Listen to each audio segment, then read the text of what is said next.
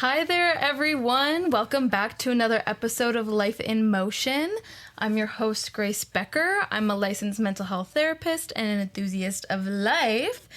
And for today, I was wandering the world, the streets, and I found this really, really cute man. He's so hot. Ooh.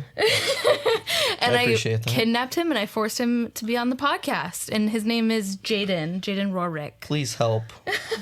We're just kidding. No one was kidnapped. We're just excited to be here. Yeah. Jaden's my boyfriend. And he's been on the podcast before. How are you doing today, Jaden? I'm doing really good. I got some very exciting news last night, so... What was your exciting news?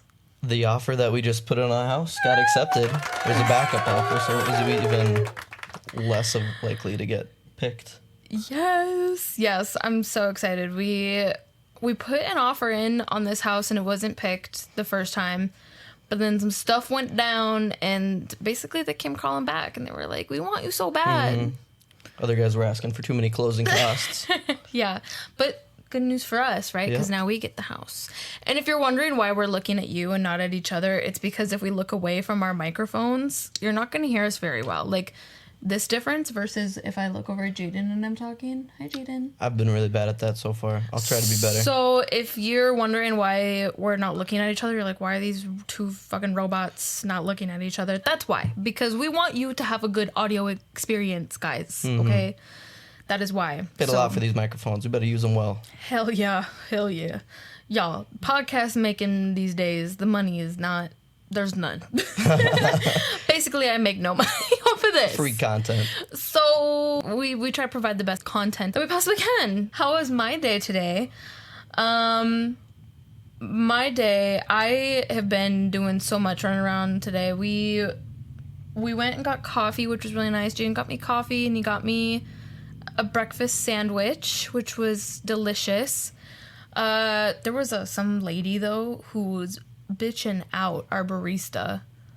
I was like, oh my God. He did not deserve that. No. There was like 3 people in front of her. Jaden he's my Frappuccino boyfriend, my iced coffee girlfriend. Mm-hmm. He and another guy got a Frappuccino and some other girl got like a drink that was, I think it was really easy to make. It was just like a basic drink. And the barista like served up like their drinks and she was like, why are they getting their drinks? Like it was just very rude. Like, oh my God, just coming at this person. And Jade and I were talking, we were like, it's okay to be upset. Like it's understandable if you're upset. However, it's not okay to go like yell at someone like that. Yeah, just ask him where your drink is and if it's coming up. That's all you gotta do. Yeah. You don't gotta be mean. Quite literally. You can be frustrated about it, but yeah, you're entitled to your feelings, but your actions are not always valid, guys. So that was just an interesting way to start the day. Coffee was good, though. It was so good. It was so good. But yeah, and then I recorded another episode earlier today. So I'm doing 2 today. In case you're watching a video, that's why I'm wearing the same shirt that I wore in one of my other videos that I did. Yeah, I'm making sourdough bread. I don't know if I updated you all on that yet, but today I'm making my first loaf of bread. And I'm so excited. If I get good at this, I'm gonna be making so much fucking bread. It's gonna be quite literally coming up the ass, so. I'm so excited for the gains. Weight gains, not muscle gains, but all the carbs. We're gonna have to like take laps around the block after we eat a slice of bread. Oh my goodness. It's okay. Oh, we work out. Slapping that thing. we work out. It's all good. It balances out in the end. Life is all about balance, right? Exactly. Right? Just about what we're about to talk about today. Yeah, so what are we gonna talk about today, Jaden? We are going to talk about money and the stresses that come with it and how to try to mitigate that stress. Yeah, absolutely. So we acknowledge like the common and like the emotional taxing stress that can come with finance. So we're going to talk first just about like finance in general, like how it can impact a person's mind and emotional state and like what is financial stress. But then we're going to get into like practical financial like skills, things that you can implement into your life. So we're going to acknowledge like, yes, this shit is stressful, especially in our world.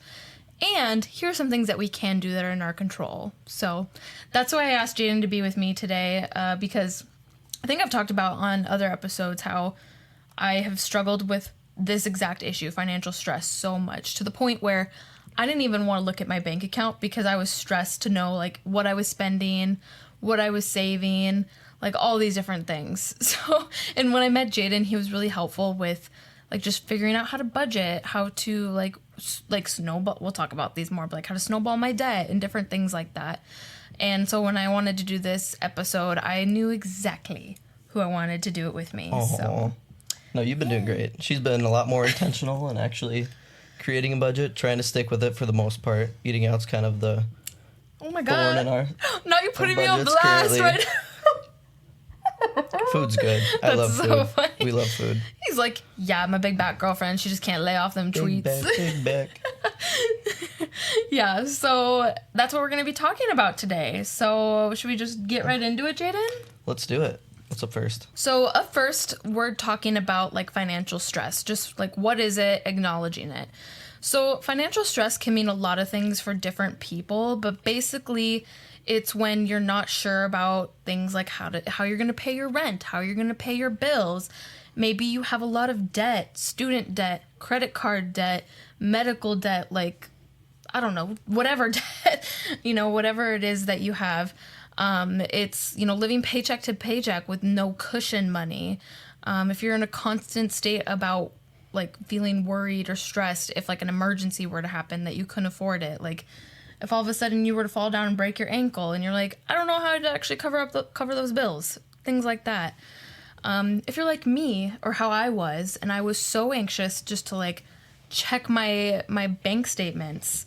If you had spending habits, like I know like for me personally, what I would struggle with is I would go in these states of like hyper spending and hyper saving where I would like spend a bunch of money recklessly, even on things I don't necessarily need, I just wanted. And then I would sometimes go into hyper savings where I would like kind of like be like, no, I can't get any of that stuff. Like that's not okay because I spent a lot last month and I need to save. So it was just really off balance way of keeping track of my finances. Jaden, what are your thoughts on some of these things I just listed that can contribute to financial stress? I think in everybody's life, there's always going to be something that comes up. There's always an emergency. There's always a cat that has to go to the doctor. You got to get 2 root canals. Your car breaks down. There's all these things that are coming at you. Then you got to pay rent and for your food and for your lights. There's just so many expenses in day-to-day life. And I think as a person, you just need to be really intentional and think about what you have to spend and also prepare for the worst.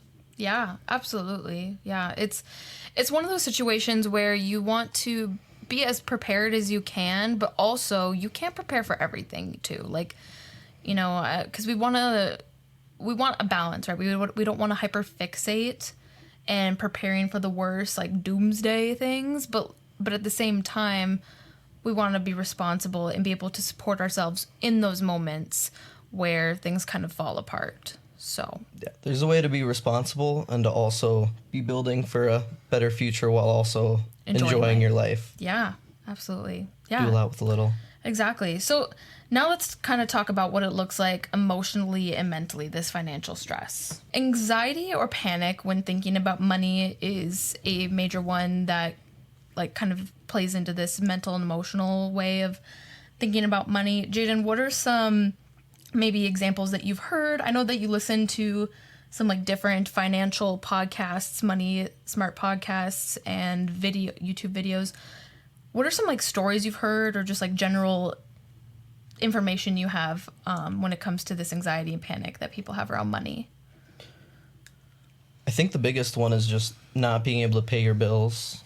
I think that's kind of the obvious. There's so many different things that happen in life, like the car breaks down. I'm trying to think of a specific story, but I can't because I used to listen to Dave Ramsey's podcasts, and those stories are just absolutely ridiculous. Like, I'm $200,000 in student debt, and it's stressing me out, and I only make $50,000 a year. I spent all this money on college, but I'm not actually using my degree, and I'm working at McDonald's or something.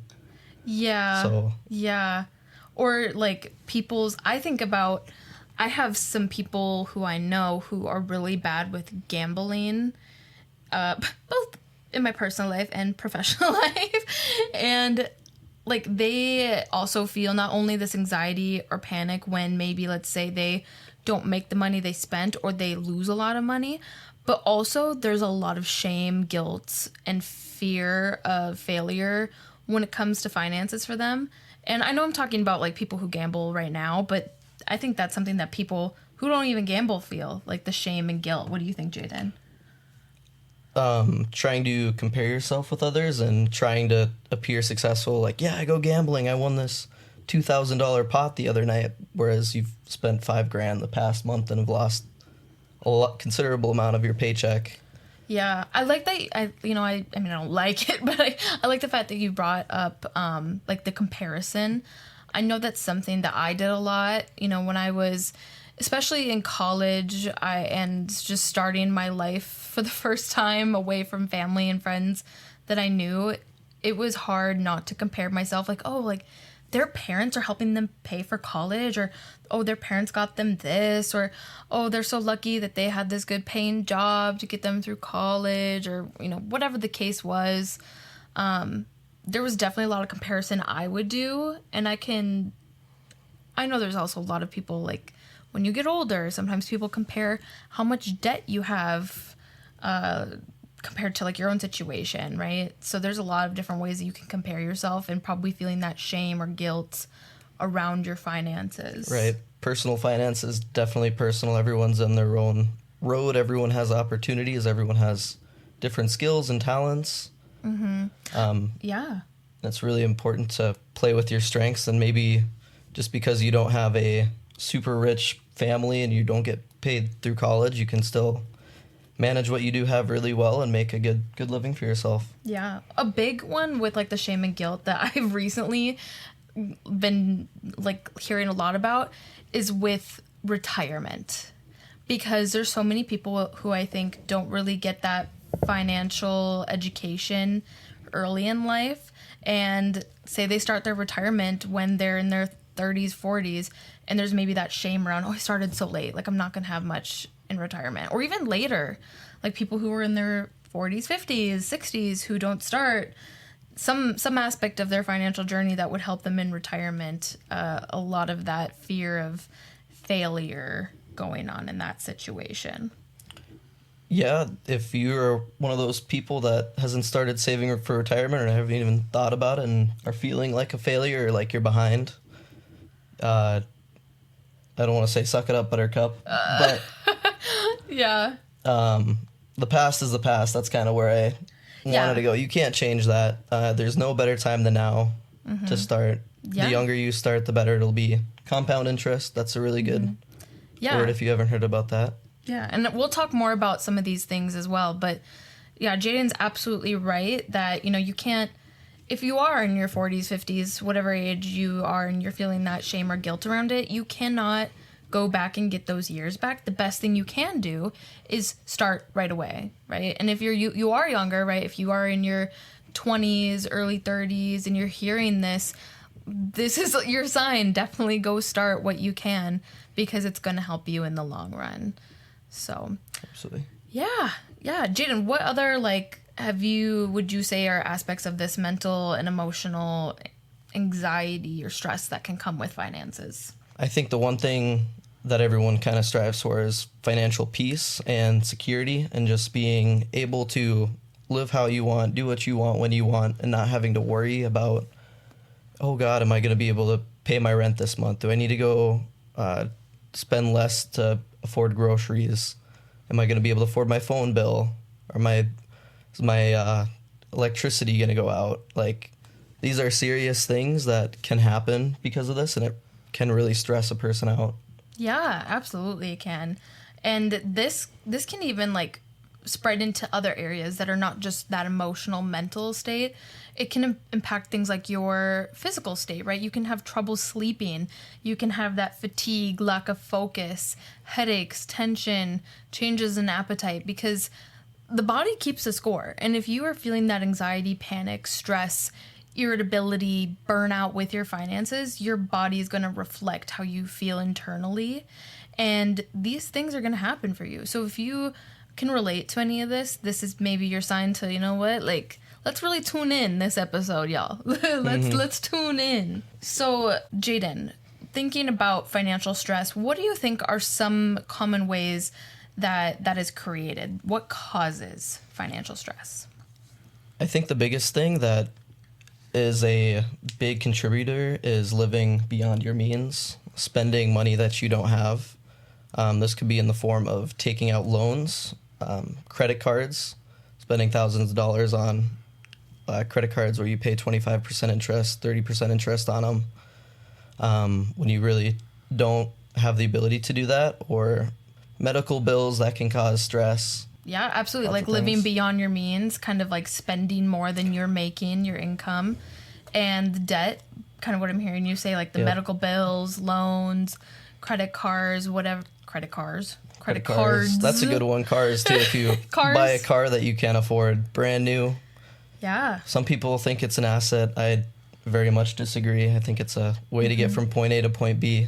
If you don't have the money to ride luxury, buy a nice used car that'll get you there. Cars, I think, are a big one for people because it's like, oh, I want to show up in something nice. I want to impress people, or when I pick up my date, I want it to look good. I want to look successful. Yeah. And again, that kind of comes to that comparison that we were talking about when you feel maybe that sense of shame of, yeah, I have a used like 2010 Toyota Camry.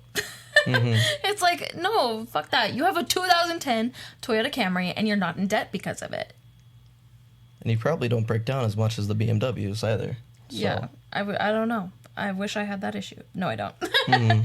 I've got a Honda Civic. It's been treating me very well. Yeah. 2008, 200,000 miles. And guys, take it from me. I did do this. I didn't buy a brand new car, but I did buy a new to me used Subaru. And I did it because I wanted a car that was safer than the one that I had beforehand. But I had to take out a car loan to be able to afford it. And now I'm still paying off that car loan.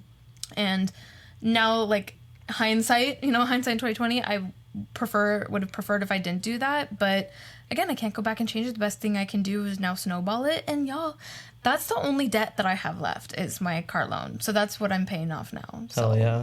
Yeah. Go Grace.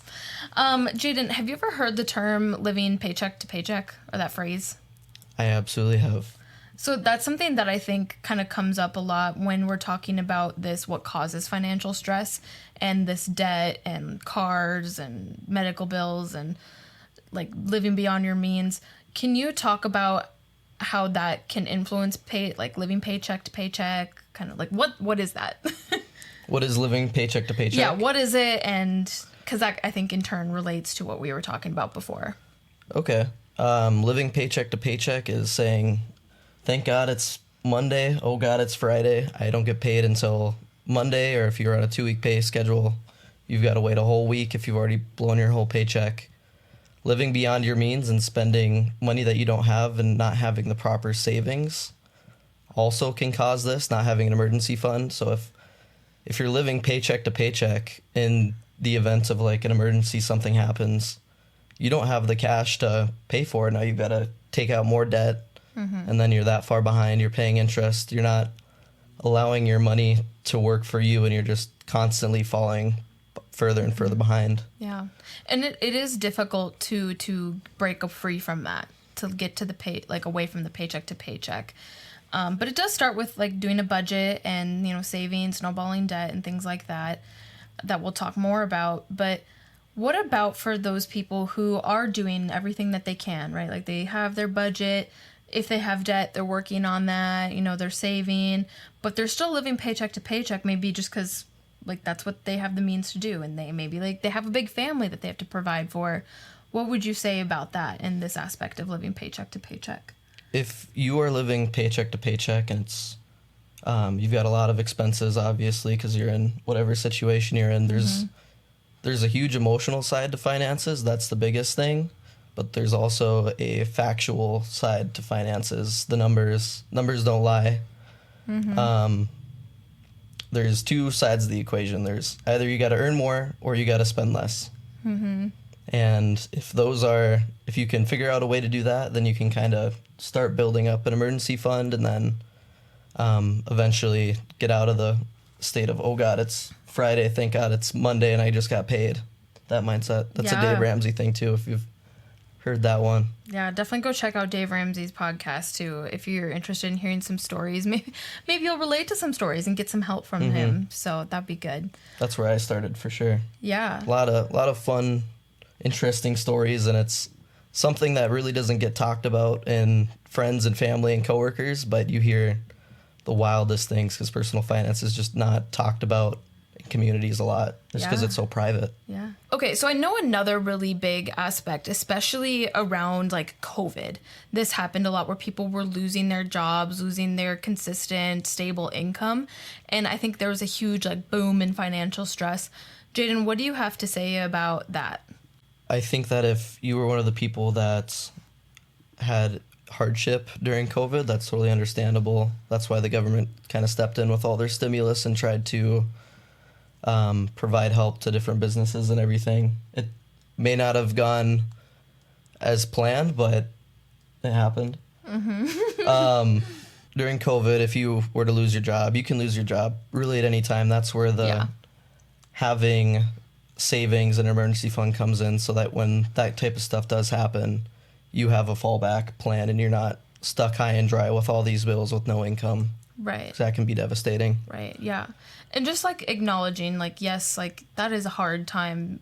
Whatever you're going through with this financial stress, you can accept and understand that this is happening, this is overwhelming, this is stressful, and there are certain things out of your control that you just have to learn to accept, you don't have to agree with, and always know that there is something there that is in your control that you could try and do, whether it's to actually solve the problem itself, like the direct issue of like the finances, whether it's you have too much debt, not enough income, you're spending too much, whatever that is, or if it is, you know, looking into your mental, emotional state and physical state and focusing on that, you know, just doing what you can control. Jaden, what would you say is like a person's like, for example, I'm struggling to phrase this how I want to.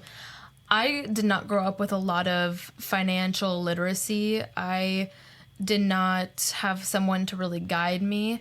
What would you say to a person who maybe is young and just like starting to figure things out, or maybe just a person in general who's older and doesn't like know where to start? Where would you say is a good place to start? I think a good place to start is probably Dave Ramsey. He's got great content. It's really geared towards people that are struggling and in debts, and the current economy today where most people can't come up with $1,000. I think it's 60% of Americans can't come up with $1,000 if they need it, and that's pretty much a medical copay, or not a copay, but your medical deductible. You can't come up with that. Or I also like the Money Guy show. That's kind of who I listen to more. They're really informative. They have a bunch of free content on YouTube. I'd be wary of TikTok influencers or Facebook or Reddit. I don't know. I've gotten some good information. I've seen some good influencers out there. I certainly wouldn't swear off all of them. Oh, absolutely not. But obviously with anything, even with podcasts, even with our podcast. Yeah, even with me. Like definitely do your research. Don't take what we say as like the final say, or like that's the only way to do it. Definitely, like hopefully if you're listening and you like what you hear, this is kind of to take yourself, like take off running, you know? Yeah, this is just what I've learned and what's helped me as a 23-year-old going through college and trying to make way through life, buying a home. Yeah, buying a home for the first time. Like, guys. Definitely do your own research. Don't just trust anybody just because. Yeah. For no reason. I mean, Money Guy show is good. If you're going to watch TikToks or look on Reddit or Facebook, whatever, definitely vet them. Make sure they're a reliable source, because there are a bunch of financial gurus who are just out there selling programs. Yeah. Trying to make money off of you, or they're just trying to say something wild for the clout to get attention. I don't Oh, God, I feel so bad now. I don't remember her name, but she's an influencer, and she's relatively new to TikTok.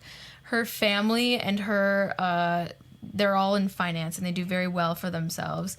I think she's kind of like, people have been calling her the princess of TikTok, and she came out with a video recently where she explained, like, stocks and bonds, but using Sephora as the example, and, like, the products and all the brands in Sephora. If I can find it, I'll include her in my show notes below. But there are definitely influencers out there, like, because even that video, if you asked me what, like, certain things about stocks and bonds, I'd be like, I have no fucking clue. Mm-hmm. But after watching that, she just explained it in a way that it all of a sudden clicked with me. So there are definitely, you know, whether you're getting like solid, like, terms and information from TikTok or Reddit or whatever, or you're getting analogies like how I got from this woman, you know, take it all with a grain of salt. But I definitely do enjoy some of those out there, some of those sources. So, yeah. And I mean, if you have those sources, that's totally fine. I wouldn't invest in anything you can't understand or that doesn't make sense. If you're going to put your money into something that you've worked hard for, to save for, understand what it is you're putting your money into and really be intentional with that decision. Yeah, absolutely. I agree. Before we get into some, like, practical tools and, like, getting smart with finances, let's talk about the psychology of money a little bit more. Because how our money mindset, I should say, is heavily impacted by different things. It's impacted by how we were brought up, the education that we received, trauma, different beliefs that you have. I know that for some people, right, you might be taught, like, money is bad, money is selfish, right? Like, we're givers, we are very helpful people. Whatever money you have, you give. Sometimes to the expense of yourself, right? Or I'll never be good with money. Sometimes we can tell ourselves that, so it's kind of almost an out we give ourselves of, oh, well, I'll never be good at it. Might as well just, you know, spend what I want. Do what I want anyways. You only live once. Yeah, YOLO, right? You only live once. Like, I could die tomorrow. Like, yeah, you could die tomorrow, or you could live another 50 years in debt. Yeah. Like, let's, you know, be able to live in the moment, be mindful of our money. So, Jaden, what are some other, like, money mindset, like, psychology of money that you've heard before? Especially recently, that you can't get ahead in today's economy. It's just too hard. The world's too different. Inflation, yada, yada, yada, all these terms. There's just no shot of ever buying a home or having a nice life or doing anything because groceries are too high or home prices are too high. I think that's a big mindset that kind of deters people. And it is harder than it was in the past to do some of these things. And inflation is a real scary thing. And since COVID, it's gone up immensely, and interest rates are ridiculous right now. But I guess interest rates aren't so bad, especially with home prices. They used to be a lot higher, up in like 15%, I think, back in the day. But comparatively to like the 80s, I just looked this up right before. It was like the average median income to the median home price. Let's say you made $100,000, the home price would have been $337,000. That would be like the median home price you would buy. Now it's 5.7 times median income. So if you were if you made $100,000, the median home price now would be $570,000. That's just some simple math, but the home simple price, to you, complicated to me. The home price to income ratio has gone up, and income has not kept up with home prices. So it's a little bit tougher, but time will tell what happens in the future. Right. And I mean, like, that's just one more thing that we can't always control, right? We can't control certain aspects of, like, inflation. And, you know, like, obviously there are things, like, people can do, but in the grand scheme of things, you can't control if, like, our egg prices skyrocket to what would they get, like $8, $10, $12 a box of eggs. Like, it's just doing what you can in this economy that, you know, makes sense for you. Control what you can. Yeah. Definitely a myth. You can definitely get ahead and have a good savings and life for yourself. And it can take time. Yeah. Take time. So be patient with yourself is a big thing as well. So Absolutely. that's something I've had to learn, is to be patient with myself, because especially when I started like figuring out more financial literacy, that shame and guilt kind of hit in, almost like the 5 stages of grief. And I was like angry, I was ashamed, right? Guilty. And I was like, you know what? Like, I am just learning this for the first time. And like, I know the mistakes I've made and I know what I have to do to fix it. So that's the best thing I can do, is be patient, snowball my debt, different things like that. So Doesn't happen overnight. yeah, absolutely. So. And also, like, avoiding it is not going to help the situation at all. Like, I know that's what I do, right? That's what I used to do with avoiding my bank account. Avoidance is not going to help anything. So let's introduce curiosity over judgment when it comes to our finances. So with that being said, Jaden, can you share some of your thoughts around what are some practical tools and ways to get smart with your finances? I think the main thing is budgeting. I think that is the way to discover where your money's actually going and get out of that paycheck to paycheck mindset. Once you find out how much you're spending and how much you're actually earning, and figuring out how much you have left over, if any, and trying to squeeze any margin out of that, that's how you can really figure out how to save and start making ground, so to say, in your financial life. So walk us through like setting up a budget. So let's say I'm starting off and I make like $60K a year, and It's warm. it is warm. I'm air drying my hands. Okay, Keep going. so let's say I make $60K a year, right? And I have $10,000 in credit card debt, and I have $20,000 left in my student loan debt, roughly. Okay. And how would I get started with a budget? Like, and I get paid a salary, $60K a year, right? Okay. How would I start off with my budget? Okay, so you have $30,000 in debt and you make $60,000 a year. If you would want to take your for sure known expenses. I use an app called Every Dollar. That's really helped me. And you take your rent, your food, your primary, like the things you have to be. things you have to pay for. Yeah. And then you also include things like fun money, restaurant money, grocery money. You include all the expenses that you'll think you'll have for the month. Don't get too caught up in the weeds with this. Try to get it as close as you can. You'll never be perfect. Over time, you'll learn and really understand yourself and be able to be more intentional with what you're spending. And then after that, you can figure out also how much you make. And then you subtract what you make minus what you spend in a month. And that's kind of like your leftover money. So say you make $60,000 a year. Quick math, that's, what is that a month? $5,000 a month pre-tax? Okay. Yeah. Yeah. So let's say your rent's like $1,500, you got $3,500 left. All your other expenses add up to $1,500, that's $2,000. Yeah. Just knowing those numbers and actually being able to use those, and knowing like, okay, I've got $500 in student loan payments as well as my credit card and my car payments. And I have $1,500 left at the end of the month. Okay. So after all those expenses, and after you figure out your income, and after you figure out what your debt payments is going to be for the month, then you can start allocating the rest of that money that you have extra into paying off debt, saving up for trips. They call that a sinking fund. Or like Grace and I are going for Europe. I've had money saved for 12 months trying to save up for it, a little bit each month.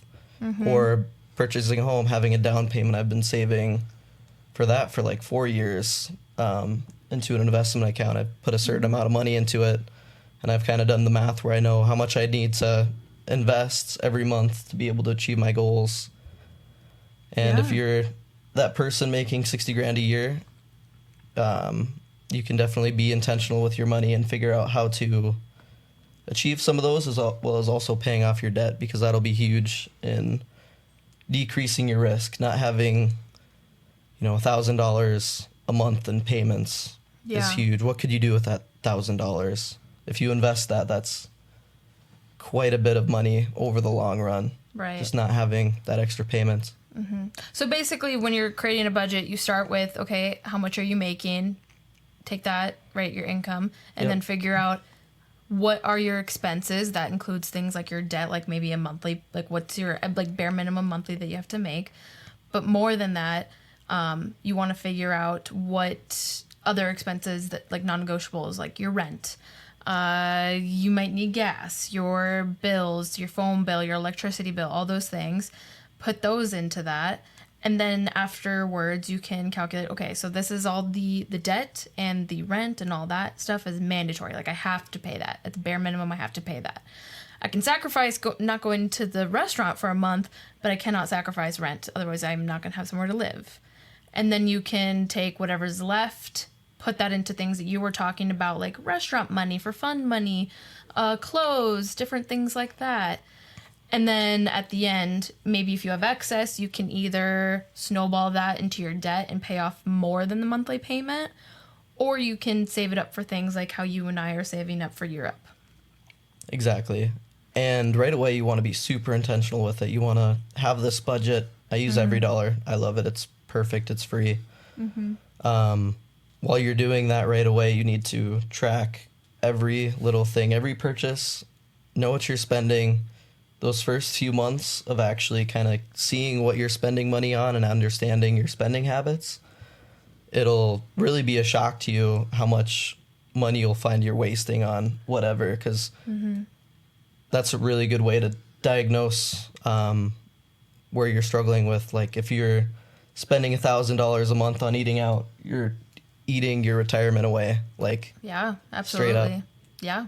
So I know we've mentioned a few times an emergency fund. I believe Dave Ramsey recommends at least $1,000 for an emergency fund. And that's just in case you were to like accidentally need a medical bill, like you need to go to the doctor, or if you have a pet like me who needs to go get their teeth extracted or needs to have induced vomiting because they swallowed rubber. Norman, stop doing Jesus. that. Your pica ass needs to stop. That was so scary. Yeah. So I know Dave Ramsey recommends that. Jaden, I have a question. So how can a person, if they are in this like maybe paycheck to paycheck and struggling to like maybe kind of make those ends meet, how would you advise them to go about setting up an emergency fund for themselves while also struggling with this living paycheck to paycheck aspect? It absolutely starts with creating a budget, being intentional with the money that you do have. Dave Ramsey recommends $1,000. That's not your full emergency fund. That's just the first step. That's just so if you have to go to the doctor and you have a $500 deductible, or your car tire pops and you have to pay $200 or something. Just little things that kind of set you back and really get you off course. Yeah. But as you start budgeting and as you find where that margin is, you can start to increase your emergency fund. Dave Ramsey says $1,000 until you pay off all your debt. If you're incredibly in debt, $1,000 may not be enough margin for you, depending on how much risk you have. Right, depending on your situation. Yeah. Each situation is going to be unique, so I think at the end of the day, do your own research for your situation and get help, like from an advisor or something. Like, if they recommend 3 to 6 months of an emergency fund, minimum of 3, just of your basic necessities. Your expenses, yep. And if you're a homeowner, you might need to have more for expenses as an emergency fund. If you own a business, you're at more risk, so you need more of an emergency fund. If you have kids or someone that depends on you, that just increases it even more, just to have that cushion between life and you going down the wrong path financially. Well, you know what, Jaden, I depend on you, so could I depend on you to be my emergency fund? You heard me. Could I depend on you to be my She's emergency a big girl, fund? y'all. Okay, we established I'm a big back, Jaden. We ain't gotta put me. No, guys, I'm actually very petite. I could blow away in the wind. Do not. Slip underneath the door crack if she really wanted to. Oh my gosh. No. Okay, we're getting sidetracked. All right, let's keep going. We're getting sidetracked. All right, where were we? But Emergency fund. So now let's talk about snowballing debt. I know we've been talking about that. I've heard a lot about the debt snowball versus an avalanche method. Can you tell us what that means? Those two things. Debt snowball is paying off your debts from the smallest amount. So you have 1,000 in credit cards and then 20 grand in student debt and 35,000 on a car. You start with the credit cards right away and then kind of work your way. As you pay off another debt, then you have more money to put towards the next debt, making minimum payments on everything except for the smallest. Mm-hmm. The avalanche method, that's more of a math approach to it, and it's technically the better way. I say that with a grain of salt a little bit. Mm-hmm. It's paying off your highest interest rate first, and that would be great, except money is very much an emotional thing for a lot of people. It is proven that people are more likely to get out of debt using the snowball method versus the avalanche method, just because of the mental aspect. Paying off one debt and having more money and getting those little wins right away is really helpful. Kind of like dieting. If you see yourself losing a little bit of weight, it gives you a little motivation. So that's kind of what the snowball is, versus if you have $100,000 in student loans at like 8% and your car is only at 5%, but it's 10,000. So you're going to be paying that a long time. Yeah. So debt snowball says pay off the debt that is currently the least amount. So like pay your $1,000 debt off before you pay your $10,000 debt off.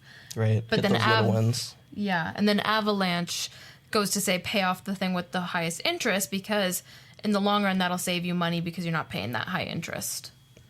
Right, and realistically, if you're really intentional about paying off your debt, Dave Ramsey has a lot of crazy stories about people paying off $100,000, $200,000 in 3 years. Mm-hmm. The interest rate on those really doesn't affect too much because of how quickly you're paying it off. So if you're paying it off fast, the mathematical portion and the nerdy portion of doing that really doesn't make that big of a difference. Okay, yeah.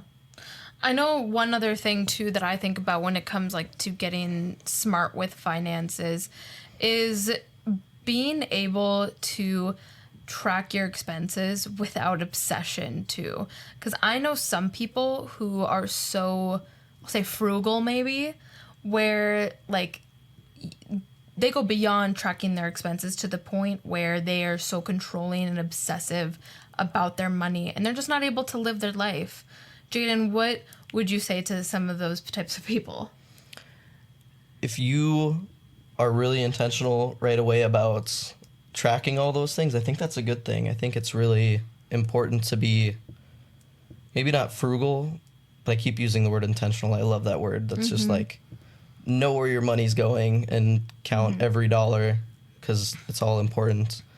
But if you get to the point where you're kind of a Scrooge and you're complaining about $5 on parking, or you don't want to go out and have a drink because it's too much money, or you're like, Starbucks for $6, if you have that a couple times a month, that's like $30 or $50. That's really, really bad. I would never do that. You're dumb for spending that money on a cup of coffee. Like, I could make it home.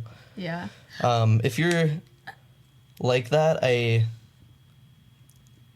don't believe in the don't drink at Starbucks because it saves you so much money. I'm more into the thought of the bigger purchases are what actually matter in your financial life. The car that you drive is a huge thing. Just based off depreciation and monthly payments, credit cards, buying luxury clothes with money that you don't have, or maybe going to a college that you couldn't afford when you could have went to community school, or buying a house where your house payment is 50% of your income. And those are the type of big purchases that'll actually ruin you for years versus just buying a cup of coffee. Yeah, and again, like this is all it depends on your own situation. Because say you like go to the nice college where like you're investing in your education, which I think is very important to be doing. Investing in your education is one of the best things you can invest in. And like, say you're investing and you're going to become a surgeon. Like, okay, are you going to pay that debt off like really fast? Like what, like there's different aspects of your own situation you'll want to take into consideration when looking at these different tools that we're talking about. Right. There's definitely different degrees. I could go on and on about different college degrees, but we're not going to do that. But make sure your degree makes sense and make sure that the amount of debt that you're taking out is reasonable for what you're getting. Right. Yeah. Make sure you're investing in something that you actually know you're going to, that you would enjoy. Yeah. Because last thing you would want to do is spend thousands and thousands of dollars on a degree that you're like, nah, I don't need it. But it is nice to have. So it is. There's two sides of every coin, right? Okay, Jaden, what are some other practical tools that you would recommend to people or that you want to talk about? Practical tools. I guess budgeting is a big one. I think using your resources, educating yourself. Dave Ramsey, Money Guy Show. There's a bunch of different good sources on YouTube. That's where I guess I kind of started. I know you talked about retirement compound interest as something. Yeah, that's a really good word to know. So that basically means that the interest, so you invest money into a company, and then as they advance and they make more profits and they build a little bit, you get a share of that company and that goes up. This was actually something that girl on TikTok talked about with the Sephora and like stocks and bonds and compound interest. She was like, terms that finance bros like to overcomplicate. And then she talked about it. Sephora. That's a good, it's really just your money, interest compounding on top of interest. Yeah. So like if you've got, let's say $1,000 invested at 10%, the first year you're making $100 off that, and now you have $1,100, and now the next year you're making 10% off that $1,100. So now you're compounding on top of that, and it really starts small, but as you continue to go on, that compounding just increases and increases. I think the term I hear is $1 invested in your 20s can turn into $88 by the time you're 65 and in retirement. Just because of how compound interest works. And the first couple years you start, you won't really see anything, but once you continue to invest and your savings rate increases, the amount of money that actually grows from your investments will continue to grow. And if $1 can be $88, then imagine what $100 could be. $1,000, $5,000, and so on and so forth. So exactly. Amazing. Yeah. Excellent. Okay. And then what about controlling risk? Like how might a person manage, risk when it comes to their finances? That's a really complicated topic because it's all personal. The biggest thing that we've talked about today is an emergency fund, having that cushion between your life and also your financial journey. So if you are a homeowner, you're going to need more money in emergency fund just in case your hot water heater goes out, or you need to pay for, different things in your home. Your washer and dryer go out, or whatever happens. There's a lot of different things, but you're at more risk, so you have to manage that accordingly. Yeah. And just in doing that and knowing your risk tolerance, you can then figure out, okay, how much should I spend? And is this investment okay for me? Am I going to be okay if I buy this home? Am I going to be okay if I go on this trip? Am I okay to buy all these different clothes that I really want, or a Prada purse? Okay, don't look side-eye me like that. I do want Prada. We just watched The Devil Wears Prada, and oh my God, I need everything from inside that movie. Please, Marilyn Monroe, Anne Hathaway, if you are listening, which I don't know if you are, please, I want a Prada purse. Some Prada. Someday. Yeah. I got debt to pay off first. So just knowing your risk tolerance and knowing what you can invest in and knowing what you should invest in, and kind of the financial order of operations, what the Money Guy show says, but it's what you should be doing with your next dollar based off your risk tolerance and what's going on in your life. Yeah, excellent. Well, thank you for sharing that. Mm-hmm. One thing I really want to talk about quickly, shifting that conversation to financial boundaries and relationships, because that is another big piece that can influence a person's relationship. Whether we're talking about maybe you've been financially abused in a relationship, or it's just like discussing money in general with family, friends, partners. It's very important to learn how to have those conversations, and they can be difficult. So one, if you're struggling with like financial abuse, like a financial abusive relationship, I recommend going to a therapist and getting help further with that situation. If it's coming to talking about finances with partners and family, bringing it up, right? Bringing about like, what is our budget going to look like? How are we going to split costs of things? Learning how to set boundaries is very important. Learning when to say no to certain events or certain things that just don't work within your budget. And then finally, just kind of resisting that comparison and shame game. Like, been there, done that. It doesn't do anything but kind of make the problem worse and worsen that mental state. So if you can learn how to do some of these tools that Jaden talked about and just shared with all of us, in addition to gaining that mental and emotional intelligence around money, like you are kind of like golden star. Like you are prepared to get going with this. Jaden, is there anything when it comes to financial boundaries and relationships that you would like to add? I would say if it feels like someone is taking advantage of you financially, make sure that you confront that. Whether it's your girlfriend, it's your family asking you for money, you owe nothing to anybody unless you're in debt to them. And it was agreed upon that you got to pay them back. Just because your mom raised you, or just because you're dating this girl and she expects to go out somewhere, a Prada purse, whatever the case is, or she's struggling to pay rent and you've got to pay for it. Like, that's not on you and your choices. That's on them and their choices that they're in that position. So just know you're not responsible for other people's financial, unless they're dependent on you and they're your kid or your wife, then that's a little different. Or your husband. Come on, right. Jaden. Let's not be sexist. Or husband. Or lesbian lover, or gay lover. Whatever partner you may have. Yes, absolutely. And you don't have to go to every event. I mean, you can go out and party, but you don't have to spend the money that you think you have to spend. You can, for the longest time, I would bring a flask to bars because I'm not paying $100 for a night to just get a little buzz going.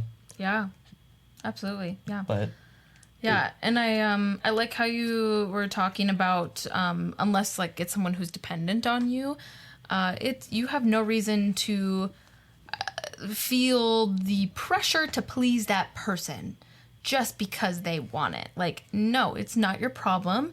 And I know it's hard to set boundaries with people that you're close to, especially when it comes to partners, family, friends. And it is a skill, it is an asset that is going to help you with many things in your life, and especially this financial boundary that we are talking about. So learning how to do that is a skill just like any other. So practice it and learn to set those boundaries.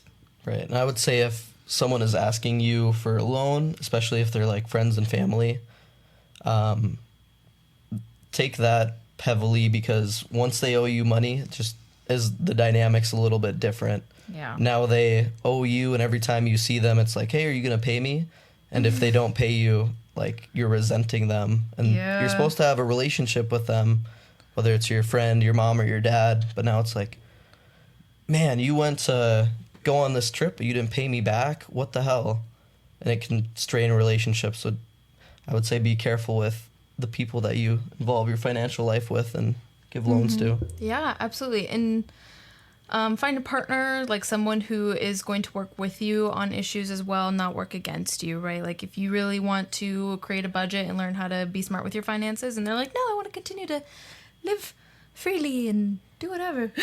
Oh boy. Like have that serious discussion, right? I know Taylor and I, we were on a podcast where we talked about things to talk with your partner before you make big steps with them, such as living with them, getting engaged, getting married, having kids. Like, we talked about finances in that episode. I don't remember, it was a few episodes back, but check that out, you know, for different conversations to have with these people in your life, because it's important. So, do you want to tell them how we split our finances as a couple not living together? Yeah. I'll let you take that, because I also don't know. How do we split our finances, Jaden? We don't. Oh, I was like, that's why I was confused. I was like, I don't think we do split our finances. No, we'll treat each other to different things.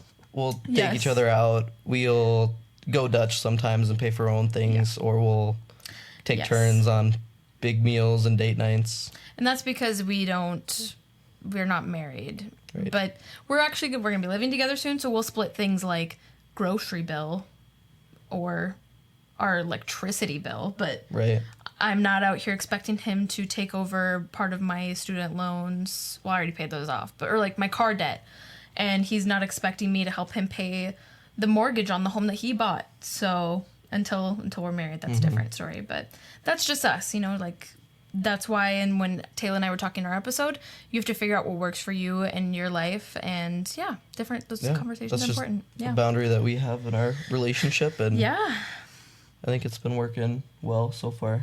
It has. So, okay. Well, just like in closing, you know, just like kind of wrapping it up, Jaden, what is there like anything else that you would like to mention to our listeners today? Start early. Start being very disciplined and kind of understanding where you are financially. Don't be afraid to look in your bank account and really track down the money that's coming in and the money that's going out. Know where you're spending and try your hardest. That's all you can do in today's economy. Yeah.